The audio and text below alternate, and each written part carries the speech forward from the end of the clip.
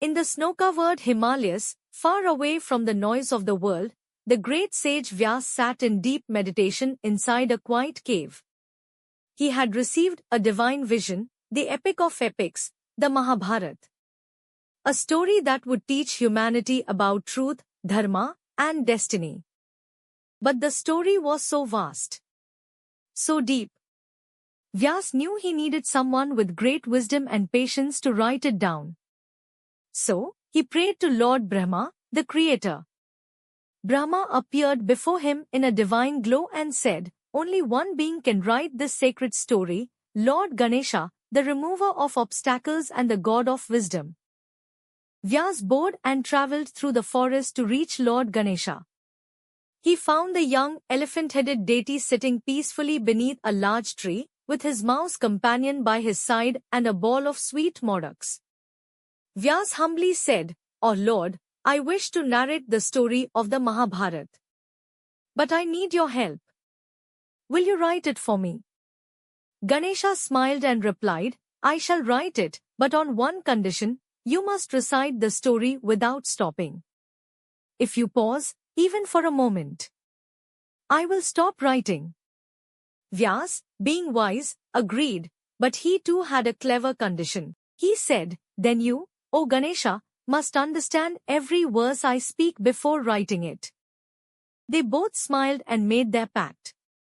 The greatest storytelling journey in history had begun.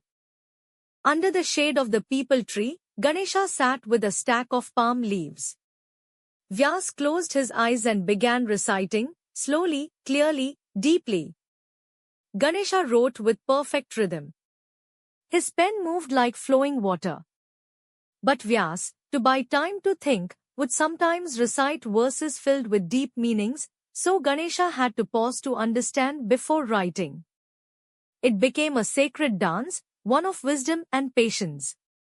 One day, as Ganesha was writing furiously, his pen suddenly broke. But Ganesha did not stop.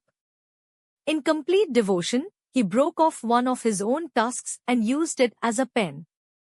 That's why we call him Ekdanta, the one with a single tusk. A symbol of sacrifice for a greater purpose. Days turned into months. The sun rose and set. Vyas continued chanting. Ganesha continued writing. Scrolls piled high around them.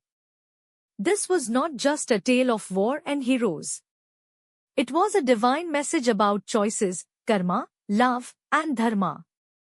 Finally, Vyas recited the last verse. Ganesha wrote the final word. The Mahabharata was complete.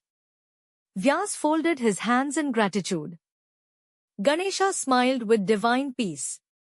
And from that day, the story lived on, in every temple, in every home, and in the hearts of people for thousands of years.